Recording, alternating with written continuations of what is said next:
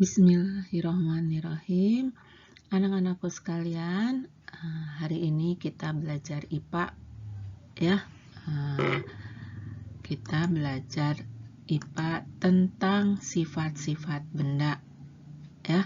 Yang kita tahu bahwa benda di sekitar kita atau benda yang ada di lingkungan kita itu ada 3, yaitu ada benda padat, benda cair, dan benda gas ya.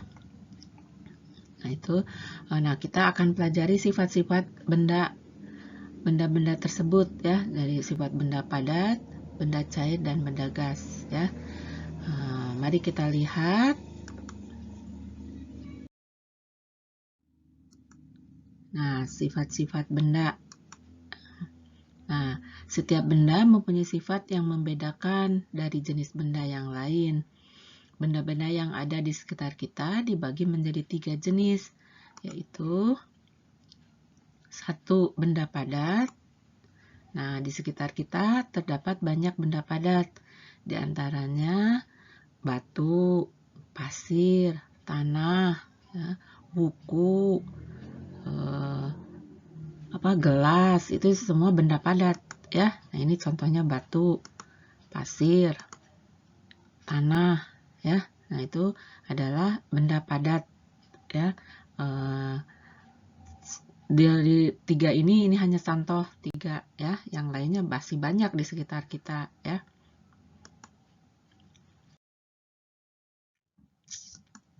Nah, sifat benda padat ya.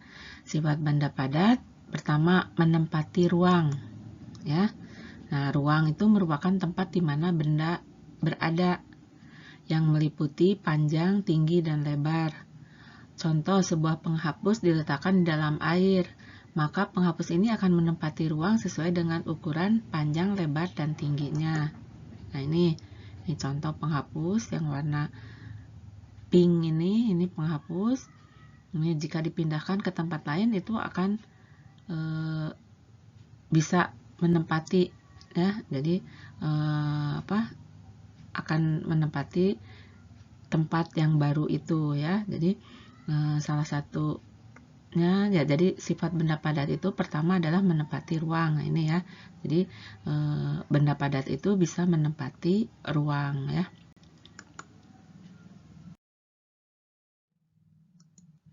Lalu yang kedua, bentuknya tetap ya. Benda padat itu bentuknya tetap ya. Benda padat seperti penggaris bila diletakkan di atas meja kemudian dipindahkan ke dalam gelas atau mangkuk, maka bentuknya tetap. Nih contohnya, ini penggaris di atas meja, kita pindahkan ke dalam gelas, itu bentuknya tetap, tidak berubah ya. Ya, seperti penggaris aja begitu ya. Lalu sifat benda padat yang ketiga adalah volumenya tetap. Nah, ruang yang dibutuhkan sebuah benda disebut volume atau isi ya. Sebuah kotak kayu yang diletakkan di dalam gelas kemudian dipindahkan ke dalam gelas lain, volumenya lebih kecil. Yang volumenya lebih kecil, jadi gelas yang volumenya lebih kecil akan mempunyai volume tetap si benda padat tersebut ya. Si kotak kayu tersebut itu volumenya akan tetap meskipun dipindahkan dari gelas satu ke gelas yang lain. Nah, ini contohnya ya. Ini asalnya dari gelas yang besar dipindahkan ke gelas yang kecil ya, yang volumenya lebih kecil si gelasnya. Nah, tapi tetap si kayu ini volumenya tetap tidak akan berubah ya, meskipun wadahnya itu lebih kecil atau lebih besar, tapi benda padatnya itu tetap ya. Ya, selanjutnya benda padat ini mempunyai kekerasan tertentu ya. Berdasarkan kekerasannya, benda padat mempunyai sifat yang berbeda. Contohnya, apel merupakan benda padat yang paling keras dibandingkan dengan garam dan keju ya. Ini apel, ini garam, dan ini keju ya. Tentunya apel itu lebih keras dari garam dan keju, tapi ada juga yang lebih keras dari apel, yaitu batu misalnya ya, atau besi, itu lebih keras tentunya ya. Ada juga misalnya lebih keras dari apel itu, buku juga mungkin ya, buku yang tebal ya. Nah itu jadi mempunyai kekerasan tertentu ya. Ini jadi benda padat itu mempunyai kekerasan tertentu ya. Ini T-nya kurang ya, tertentu ya. Selanjutnya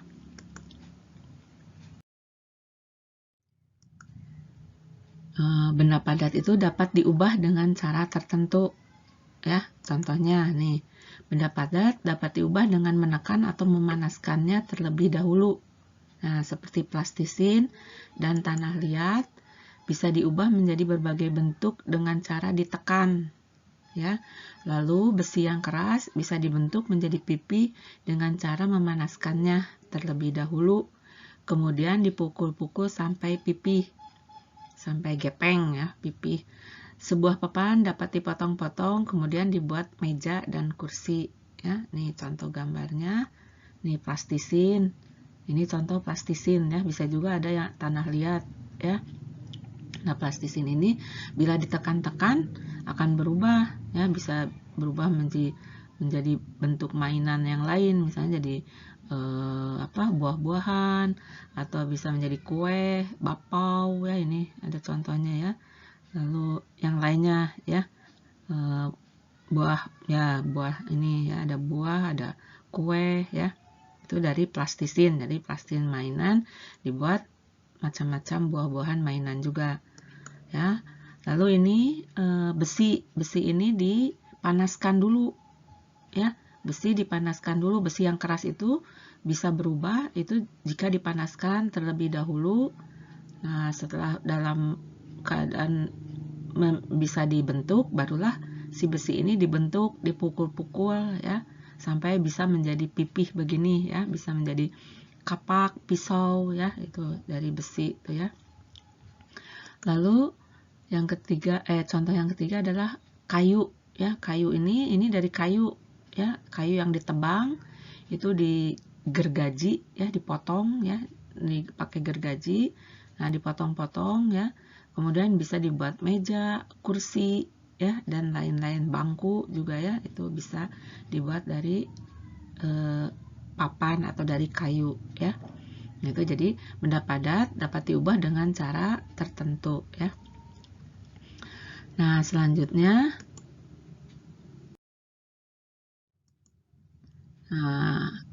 tadi sifat-sifat benda padat. Nah, sekarang benda padat yang kedua adalah benda cair ya. Nah, bagaimana sifat-sifat benda cair? Nah, kita sebutkan dulu contoh benda cair dalam kehidupan ya. Dalam kehidupan sehari-hari ya, ini kehidupan sehari-hari. Contohnya yang benda cair itu minyak goreng, oli, air, sirup, kecap ya. Itu adalah benda cair. Nah, sifat-sifat benda cair diantaranya A. Bentuknya berubah sesuai bentuk wadahnya. Jadi bentuk benda cair dalam botol mengikuti bentuk botol maksud Ibu ya. Bentuk benda cair dalam gelas mengikuti bentuk gelas ya. Nah, ini contohnya. Ini dalam botol bentuknya ya seperti botol. Kalau dipindahkan ke gelas bentuknya ya seperti gelas. Dipindahkan ke mangkok ya bentuknya seperti mangkok ya. Lalu sifat yang kedua, benda cair ini memiliki volumenya tetap ya. Jika sebotol benda cair dituangkan ke dalam gelas kosong, volume benda cair itu tetap sebotol. Hal ini membuktikan bahwa volume benda cair tidak berubah meskipun dituang di tempat yang berbeda. Nah, ini asalnya dalam botol, dipindahkan ke gelas, itu volumenya pasti akan tetap. Misalnya kalau kita beli susu yang isinya 300 ml, nah itu pasti atau 300 cc, kalau dipindahkan ke gelas maka tetap isinya akan 300 cc ya, atau air minum ya, aqua gelas itu kan isinya 330 ml. Nah, kita pindahkan ke gelas pastinya tetap 330 ml ya. Nah, sifat yang ketiga adalah mengalir ke tempat yang lebih rendah. Ya, jadi benda cair mengalir ke tempat yang lebih rendah. Hal ini dapat dilihat pada air terjun yang mengalir deras dan jatuh melalui tebing yang curam. Air terjun menunjukkan bahwa benda cair mengalir dari tempat yang lebih tinggi ke tempat yang lebih rendah.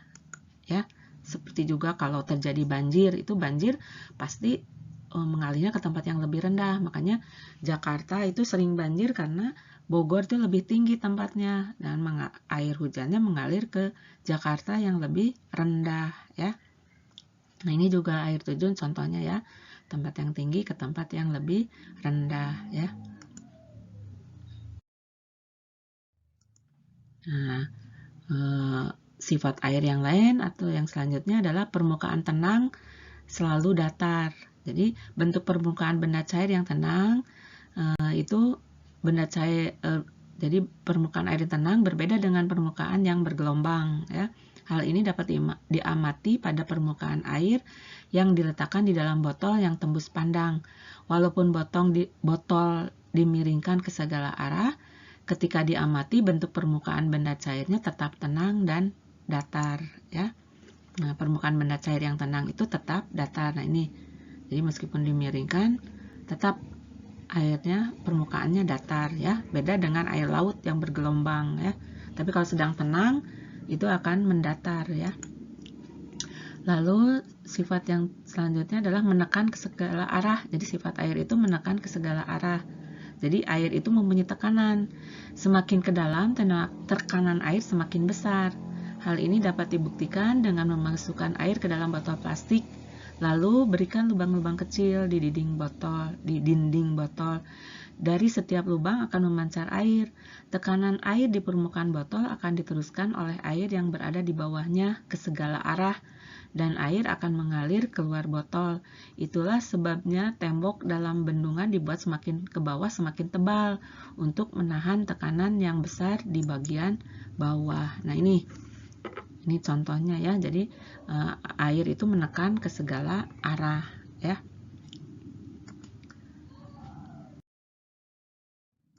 Nah, sifat selanjutnya adalah meresap melalui celah-celah kecil atau disebut juga kapilaritas ya. Nah, peristiwa kapilaritas ini bisa ditemui misalnya dalam ini minyak cempor atau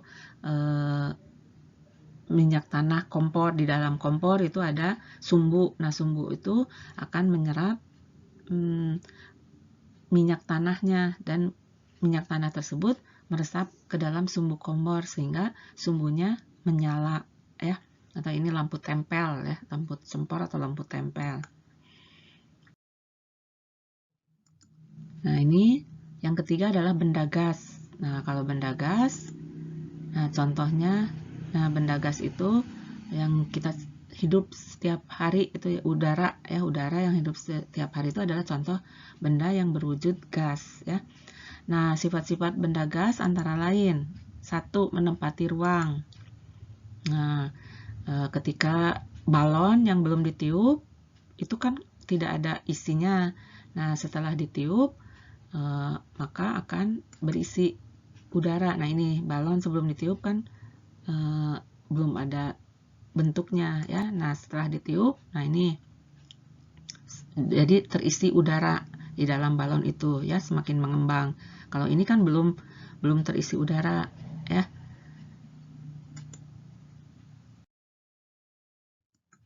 Nah, sifat yang nomor 2 adalah mempunyai tekanan ya.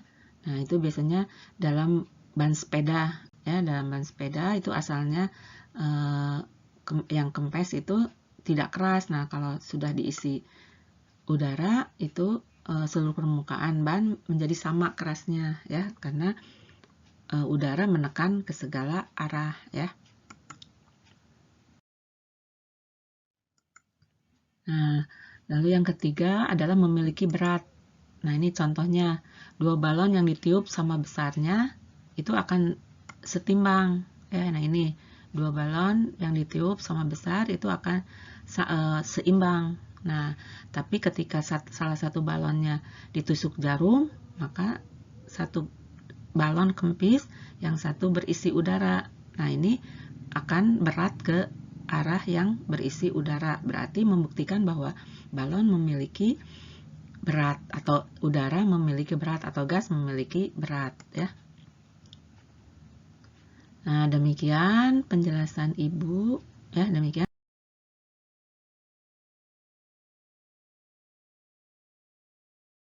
penjelasan Ibu tentang sifat-sifat benda, ya. Nah, selamat belajar. Tetap belajar dari rumah, ya. Tetap semangat belajar dari rumah. Ya, demikian. Wassalamualaikum warahmatullahi wabarakatuh.